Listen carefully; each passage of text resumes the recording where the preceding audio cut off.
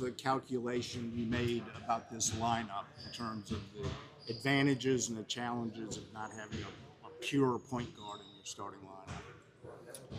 Well, we have multiple playmakers in this lineup. You know, we play more through our system, and obviously we play through DQ, we play through Zion. They can both handle. Herb's done it as well. So the biggest thing for me is the defense. We put a defensive group out there. We're going to lean into that as an identity, and the rest of the year, you know, I expect guys on the floor that can guard. So putting size out there, we'll figure out the offense. But more than anything, let's get stops and get out and run and play off our defense. But that was the main thing there. And we have plenty of handlers, you know. Between that group, we have two hubs in Zion and Queen that can do that. And then obviously Herb's going to carry a bulk of that too. And Murphy wants the ball too. So, you know, there's plenty to go around. But it was more a defensive effort right here. What kind of wins the decision not to play Poole in those last 2 games?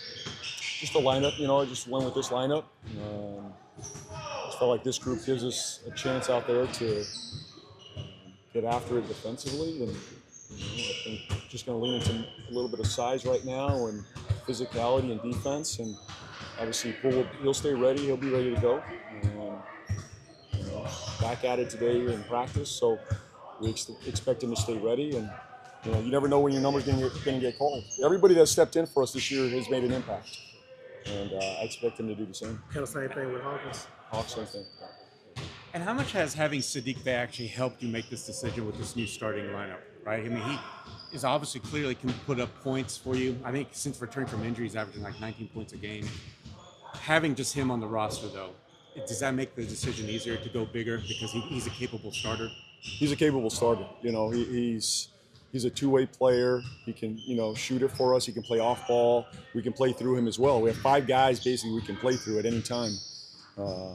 Murph, Sadiq, Zion, Queen, and then obviously Herb handling as well. But he gives us just the versatility, and we just got size out there.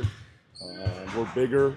We can switch, and then he can rebound as well. So I love those facets of his game, and then he's someone you can also play through. So I like the group. They're learning how to grow together, and they're figuring out who needs the ball, where they need the ball. We did a lot of that today, just a couple different sets to play out of with that group. More than anything, we're just playing off our defense, though. Get to space, trust each other, and move the ball. So your thoughts about Fears and Queen making the Rising Stars? Extremely proud of them. They've earned it. They belong there, and they've been 2 bright stars in our, in this draft class, and we're proud to have them. I think they've been fantastic. They put together a great start. I'm excited for what's ahead for them too. This is just the beginning, but it's an honor to make that game. I don't care where you were drafted or who you are. It's an honor to be acknowledged like that, not just from our group, but from the outside NBA world. So really proud of them.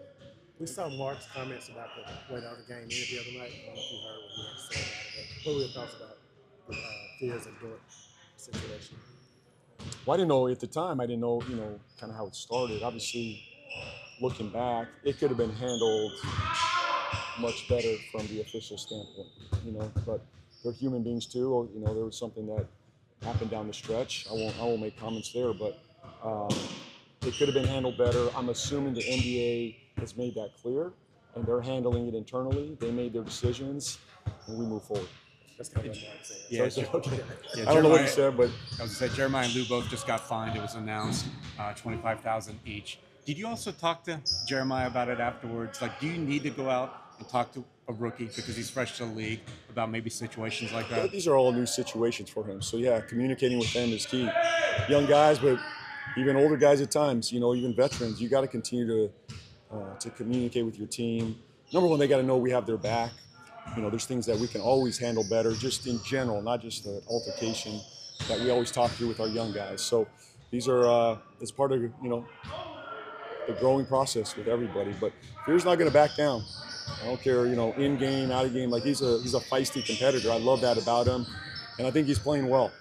He's playing with an edge, especially physically. Defensively, he's getting after it right now. So, I'm just proud of those 2 guys. To be in this moment, to go to LA and have that time, I'm really proud of them. You like the way Jeremiah responded to going back to the bench? He's been fantastic. He's come out with more edge, more physicality. he's not looked back. You know, he's not pouting. He's coming out, trying to impact the game, impact winning. I think he's had a great response.